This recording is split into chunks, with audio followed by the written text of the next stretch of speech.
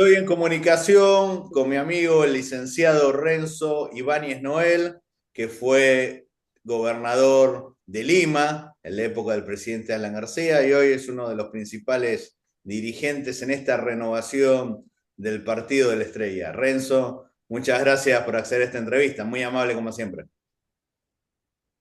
Gracias a ti, querido Juan Cruz, y siempre los mejores recuerdos sobre tu persona, querido amigo. Veo cómo has crecido en el periodismo internacional, nada menos, y nada, siempre a tus órdenes. Bueno, habría que puntualizar una cosa, cuando hablas de gobernador, porque además te escucha mucha gente, se trata del representante del Poder Ejecutivo en la circunscripción, no es que sea el gobernador No, lo que era elegido prefecto por antiguamente, que popular, ahora creo no, que el vuelve a prefecto. llamarse así. Exacto, el mejor prefecto. Eso fue lo que hicimos y ahí tú me apoyaste en esa gestión que fue bastante interesante. Así que a tus órdenes, querido Juan. Primero, ¿qué nos puedes decir tú como vecino de Lima, del municipio de San Miguel, sobre esta gestión municipal? Algunos la ven como una gestión maravillosa, pero lamentablemente Lima sigue teniendo los mismos problemas, incluso superiores por la problemática que hay de inseguridad y criminalidad. Tú como politólogo y como vecino, ¿cómo analizas la gestión de Rafael López Aliaga, que muchos lo ven como un buen candidato a presidente? Sí, a ver, lo primero que quisiera decir es que en política muchas veces, creo que siempre, en todo caso, hay que escoger cuáles son las batallas, porque en cada batalla uno termina desgastando esfuerzos, desgastando recursos, pero sobre todo se desgasta el tiempo, se gasta el tiempo bastante. Y creo que esta tensión con la que inició la gestión López Aliaga, que era polarizar con Odebrecht, polarizar con el tema de los peajes, no sé si habrá sido el antídoto que Lima necesitaba, ¿no? Es poner Habían la vara problemas. muy alta, decir Lima potencia mundial. Sí, sí, sí, sí. Y además inició también la gestión con algunos temas un poco, eh, no sé si llamarlos frívolos, pero salió inaugurando una playita, en medio que se iba peleando con este fondo de inversiones que Brookfield, que al final había comprado lo que había sucedido, bueno, los peajes que muy bien todos ya conocemos, pero eso se circunscribía a un espacio. Yo creo que los habitantes de la zona, los vecinos de Puente Piedra, por ejemplo, merecían explicaciones y sobre todo alguna solución. No sé si la solución estaba en esta arremetida, en esta tensión, pero lo cierto es que ha generado una incertidumbre en el futuro, porque Brookfield hasta ahora lo que ha hecho es una demanda ante el CIADI y vamos a ver qué sucede, ¿no? Puede ser que gane, es cierto, sería un porotazo importante, pero lo cierto es que nos va a mantener en vilo por lo menos unos 4 años y por supuesto un fondo de inversión está dispuesto a esperar todo ese tiempo, a comparación de cualquier otra empresa. Pero lo que voy es que habían otros problemas también que son fundamentales. Uno de ellos es el transporte en Lima, que tiene que ver justamente con el tráfico infernal que vivimos. No sé si hasta el momento haya habido algo, si no efectista o por lo menos algún gesto en ese sentido. El tráfico está cada vez peor, la delincuencia, por supuesto, aunque no es necesariamente parte de su gestión o de sus atribuciones, genera la tranquilidad que se necesita en el país. Eso le corresponde, por supuesto, al Ministerio del Interior, pero siento que ha habido mucho más bulla, mucho más movimiento a nivel nacional, mucho más acciones más electoreras que propiamente gestiones, ¿no? O sea, es Se más compra marketing que gestión. se compraron algunas motos, pero las motos parece que solamente han sido armatostes, pero no había quien las maneje. Entonces ahí se inauguran algunas primeras piedras. Siento que en todo caso lo más importante que ha tenido la gestión, y por lo cual felicito, eso sí, es en la posibilidad de tener este tren que pasaría por una de las partes de Lima para que un poco entiendan tus radioescuchas o quienes estén escuchándonos en este momento. Es decir, pasa por Chosica y más o menos por el este de Lima. Creo que eso sí es una buena noticia. Esperemos nomás que esto se concrete, pero luego siento que el alcalde de Lima ha tenido pocos reflejos para poder darle respuesta a alguna a tensiones que se han vivido en la ciudad, como por ejemplo el tema del incendio, ¿no? He estado diciendo lo siguiente, este incendio fue en las cercanías del cercado y por ahí están pues los jirones que tienen nombres de regiones, pero veía mucho al alcalde de Lima dándose baños de popularidad en Cusco, en Puno, pero resulta que en Girón Puno y en Girón Cusco no estaba. A pesar de que él tenía, o él tiene esta suerte de ansiedad por salir permanentemente en cámaras, al extremo de que incluso tuvo el la colaboración de un famoso streamer que incluso entró a Palacio Municipal y bueno, con lo cual hizo un poco de noticia. Y Pero creo que lo siento que declararon todavía no huésped ha ilustre, le dieron un reconocimiento. sí, sí, bueno, muy simpático, mejor para él, pero perdón, 5 segundos. Ahí estamos por retomar la comunicación. Disculpen. Sí, Sí, entonces, eh, bueno, el tema es que no ha agarrado cuerpo, pero si ¿no? Han habido Rafael solamente se va tres. para ser candidato a presidente y gana la presidencia, ¿el APRA quién presentaría para el tema municipal? ¿Se están armando sobre esto? Porque hace años el APRA desapareció de la escena municipal. Recordemos que el último alcalde del partido fue Jorge del Castillo, hace Sí, más a ver, de 10 años. te refieres al hecho de que si es Rafael López Aliaga el presidente del Perú, ¿qué es lo que haría el partido en esa circunstancia? No, en este caso, si Rafael es candidato, tiene que renunciar a la Municipalidad de Lima y el próximo Así es, año, si bien son las generales, en el 26, a fines de 26 va a ser las municipales. así ¿Cómo es. se está La siguiente. preparando el APRA? Porque hoy no tiene voz en el Consejo, porque Ok, claro, porque funcionaría.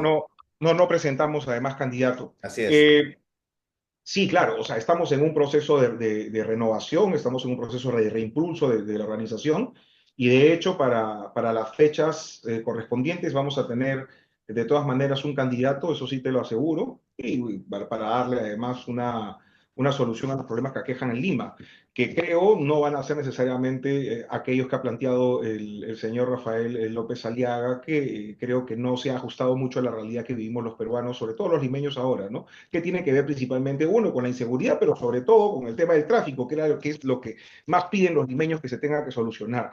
Y hasta ahora no hemos visto algunas soluciones concretas en ese sentido. Ahora, sí me preocupa que haya mucho más preocupación o que haya mucho más tiempo para hacer campaña a nivel nacional y cada vez menos tiempo para gestionar la ciudad.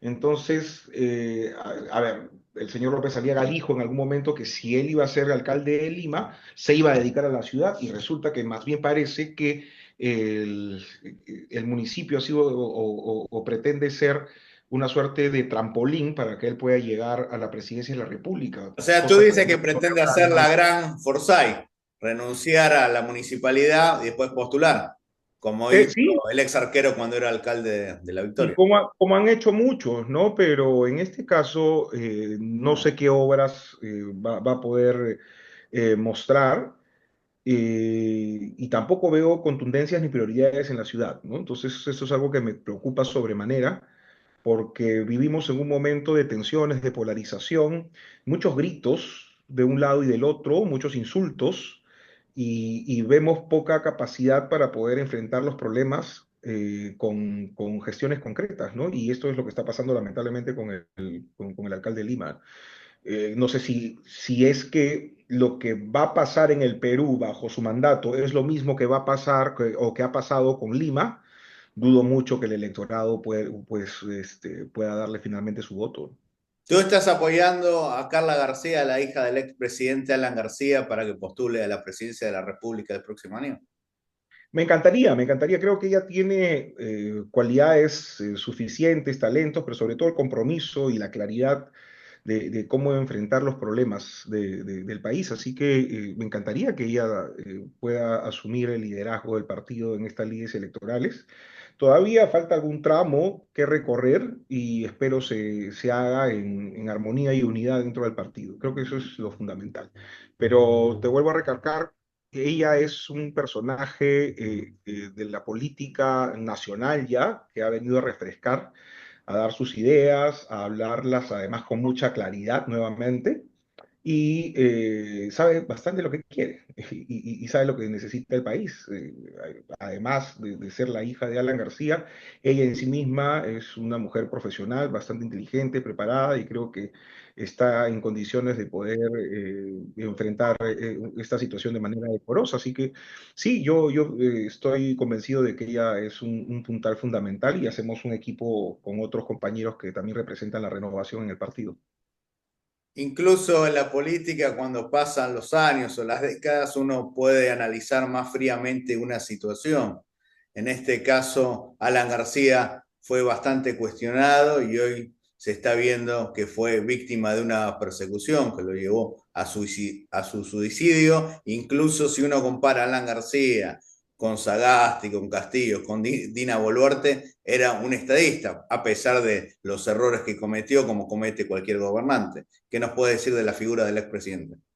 A ver, en principio que un estadista no gobierna para el mañana ni para los aplausos, gobierna para la historia, Así es. gobierna para el balance crudo, frío, que hacen finalmente aquellos que realmente usan con responsabilidad los elementos que traen finalmente el tiempo y la propia historia. Entonces, cuando uno hace las cosas como corresponde, cuando uno decide como corresponde, vas a tener evidentemente enemigos. Alan García era un hombre profundamente eh, amante de su país. En segundo lugar, un hombre hiper carismático. Y tercer lugar, un hombre muy talentoso. Además de ser un hombre disciplinado, con ideas claras, creo que Muy Alan inteligente, García, fue el mejor discípulo de ella de la Torre. así es, y fue en esos términos excepcional. Tuvo en ese sentido la envidia de muchos de sus contemporáneos, y no me refiero a los contemporáneos apristas, sino en general, o sea, la izquierda criolla, los comunistas, incluso la propia gente de derecha, quienes afectó de alguna u otra manera en el primer gobierno. Me haces acordar la frase que dice que para un peruano no hay nada peor que el progreso de otro peruano, la famosa envidia. Eh, Sí, sí, sí, que es una cosa además muy latinoamericana, Así comprenderás. O es. sea, es una frase que está muy pegada en la cultura de América Latina porque tal vez sea ese uno de los problemas de fondo de por qué no salimos todavía del subdesarrollo. Pero creo que Alan García se dio cuenta inmediatamente que había un asedio, que querían borrar su vida de la historia, que querían con profunda mezquindad y el odio tan peruanos en política, destruirlo. Querían Entonces, matar al APRA, como lo quisieron hacer a la vida de Víctor Raúl. así es, y él tomó una decisión que no la celebro porque lo extraño, pero la entiendo profundamente y la defiendo en ese sentido, porque creo que prefirió el honor, prefirió la dignidad antes que caer en manos de aquellos que lo querían humillar. Y claro, tal vez en ese momento pueden haber algunos balances, algunas reflexiones un poco injustas, pero a medida que va pasando el tiempo, querido Juan, cada día, cada hora que va pasando, le da la razón a Alan García, que fue finalmente el mejor presidente de la historia del Perú.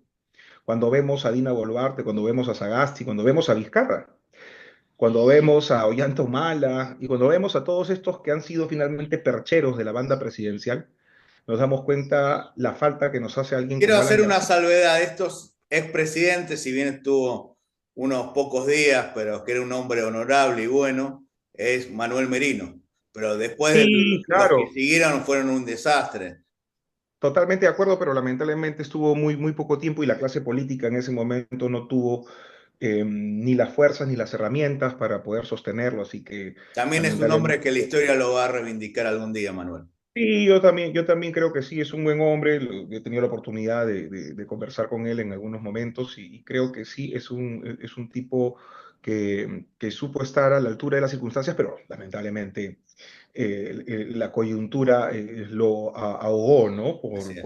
Por lo que ya todos conocemos, los caviares como lo llamamos aquí, tuvieron medios de comunicación, políticos, empresas, ¿no? Acuérdate que, por ejemplo, el gerente general del BCP estaba ahí asusando las marchas, eh, señor Rodríguez Pastor, y en fin, ¿no? Una serie de poderes de Hablando de facto. Rodríguez Pastor, el dueño del shopping que se incendió y perdieron la vida algunos en el, peruanos.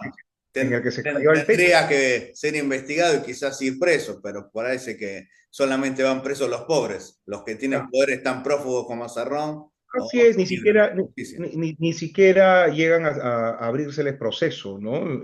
Además con comunicados totalmente indolentes, burdos, inaceptables, pretendían salvarse de culpas. Acuérdate que cuando vino todo el escándalo de Lavajato, los señores Graña y Montero fueron a la cárcel unos cuantos días y con la misma salieron, a pesar de que ellos eran los lugartenientes en el Perú de Odebrecht. Entonces, eh, aquí lamentablemente todavía vivimos un estado feudal, ¿no? En términos de clases. Y unos tienen corona y otros tienen pesadas cadenas, cosas que tienen que transformarse en el futuro inmediato en el Perú, ¿no? La última pregunta, yo cuando estudiaba la historia del Perú, el APRA, el quinto punto, internalización del Canal del Panamá. No El vi cuarto. que, perdón, el cuarto, el quinto es solidaridad con todos los pueblos y clases oprimidas del mundo. Nunca vi un comunicado ferviente del APRA para respaldar al pueblo panameño en este arrebato, bravuconería de Donald Trump de querer dominar el canal. ¿Qué opinas al respecto? Creo que ha habido una falta de altavoces, pero sí el partido dio